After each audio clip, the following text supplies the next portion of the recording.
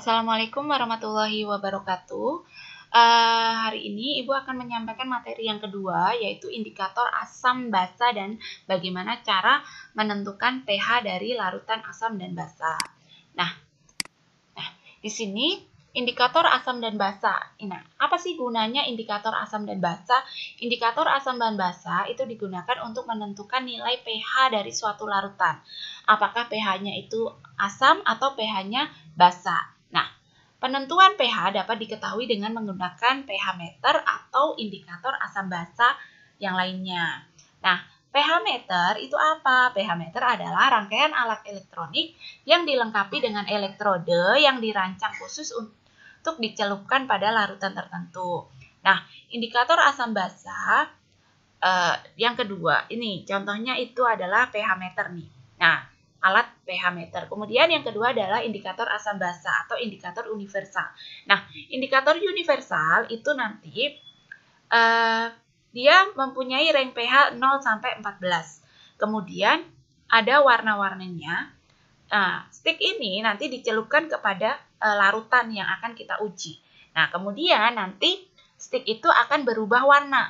Nah, perubahan warna dari stick itu nanti kita cocokkan dari ring pH yang ada di kertasnya. Nanti akan dapat diketahui nilai pH-nya. Seperti itu. Jika pH-nya asam, maka dia akan di bawah 7. Nah, kalau di atas 7 dia merupakan basa. Kemudian, nah, di sini ada juga indikator asam dan basa. Indikator asam basa itu seperti metil ungu, bromtimol biru, metil jingga, bromkesol hijau, metil merah, lakmus, bromtimol blue, timol biru, fenoftalein, timol fenoftalein, alizarin kuning, seperti itu. Nah, dia akan memberikan perubahan warna ketika dia diteteskan ke dalam suatu larutan asam ataupun larutan basa. Misalkan nih, metil ungu jika diteteskan ke dalam larutan asam, dia akan merubah warnanya. Larutannya menjadi kuning. Jika diteteskan ke dalam larutan basa, dia akan merubah warnanya menjadi biru dengan range pH 0 sampai 1,6. Kemudian misal bromkesol hijau, metil jingga itu jika diteteskan ke dalam larutan asam, dia akan memberikan warna merah. Dan ketika dia dilarutkan ke larutan basa, dia akan memberikan warna kuning. Nah, terus fenoftalein jika dia diteteskan ke dalam larutan asam, dia tidak berwarna. Tapi ketika dia diteteskan ke dalam larutan basa, dia akan merubah warnanya menjadi pink seperti itu. Nah, kemudian konsep pH. Konsep pH itu yang pertama, pH merupakan derajat keasaman atau kebasaan dari suatu larutan. Kemudian derajat keasaman itu disebut dengan pH dan derajat kebasaan itu disebut dengan pOH. Kemudian dia menunjukkan aktivitas hidrogen dari suatu larutan. Nah, diperkenalkan oleh Sorensen tahun 1990. Klasifikasi asam dan basa. Asam dan basa itu terdiri dari dua atau diklasifikasikan menjadi dua, asam kuat dan asam lemah, kemudian basa kuat dan basa lemah. Nah, kalau asam kuat itu biasanya terionisasi sempurna dan menghasilkan basa konjugasi yang lemah, contoh HCl dan H2SO4. Kemudian asam lemah itu terionisasi sebagian di dalam air, menghasilkan basa konjugasi yang lemah, dan contohnya itu CH3COH. Nah, kemudian basa kuat sama, dia akan terionisasi sempurna, kemudian menghasilkan asam konjugasi yang lemah. Contohnya NaOH dan CaOH 2 kali atau kalsium hidroksida. Kemudian basa lemah itu terionisasi sebagian di dalam air, menghasilkan basa konjugasi yang lemah, contohnya NH3 atau amonia. Kemudian bagaimana cara kita menghitung nilai pH? Cara menghitung nilai pH itu ada dua, yang asam dan basa itu dibedakan menjadi asam kuat dan asam lemah, basa kuat dan basa lemah. Maka cara menghitungnya pun berbeda. Jika asam itu kuat, maka kalian untuk mencari konsentrasi H+, tinggal molaritas dikalikan dengan A atau jumlah dari asam atau jumlah H+.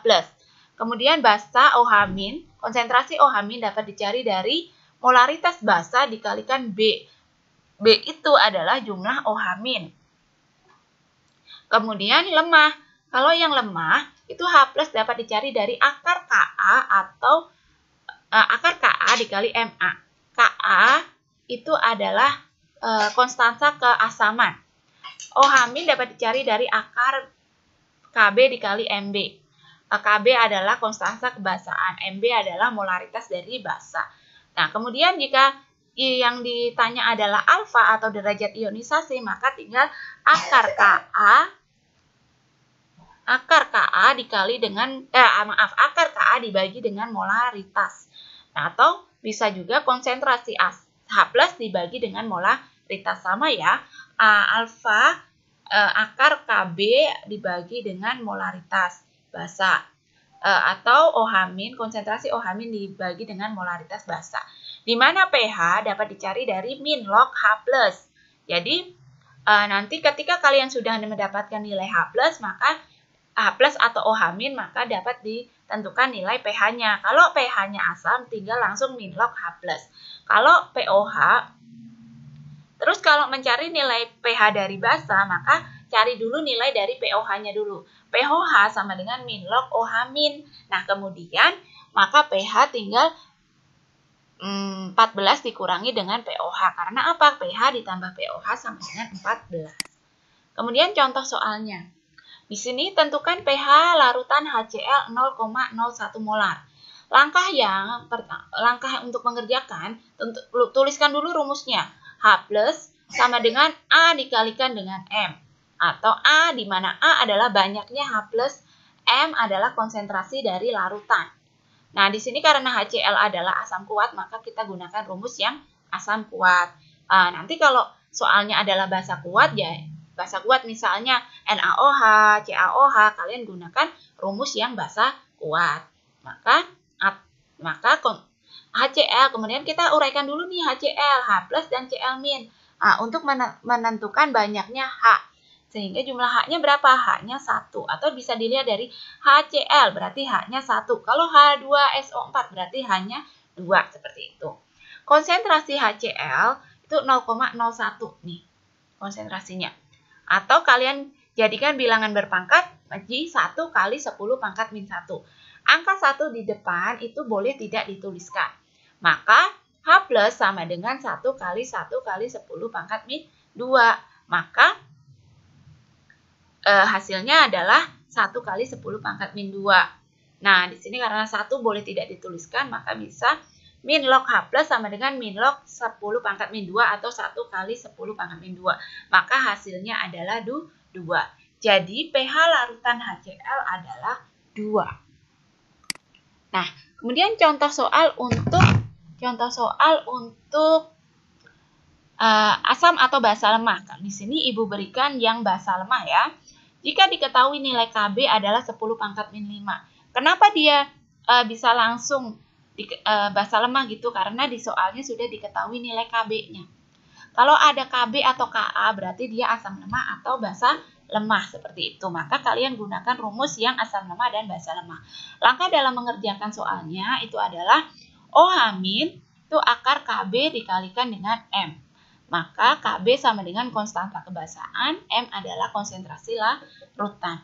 Nilai Kb adalah 10 pangkat min 5, konsentrasinya adalah 0,1 atau 10 pangkat min 1. Maka OH- dapat kalian cari akar Kb dikalikan dengan M, akar 10 pangkat min 5 dikalikan 10 pangkat min 1. Jadi 10 pangkat min 6 itu sama dengan 10 pangkat min 3. POH itu sama dengan min log OH-, min log 1 kali 10. Nah, di mana nih 10 pangkat min 6? Akar 10 pangkat min 6 itu akan sama dengan akar 10 pangkat min 6 dikali atau di pangkat setengah. Itu akar itu kan pangkat setengah. Maka tinggal min 6 dikalikan dengan setengah, maka menjadi 10 pangkat min 3. Kita dapatkan min log 10 pangkat OH- sama dengan min log 1 kali 10 pangkat min 3 sama dengan 3. Maka nilai pH adalah 14 dikurangi dengan nilai POH, yaitu 14 dikurang 3. Maka nilainya adalah 11. Jadi pH larutan dari HCl adalah 11. Seperti itu materi yang dapat Ibu sampaikan. Semoga dapat memberikan manfaat untuk kalian semua dan dapat memberikan pengetahuan juga untuk kalian. Wassalamualaikum warahmatullahi wabarakatuh.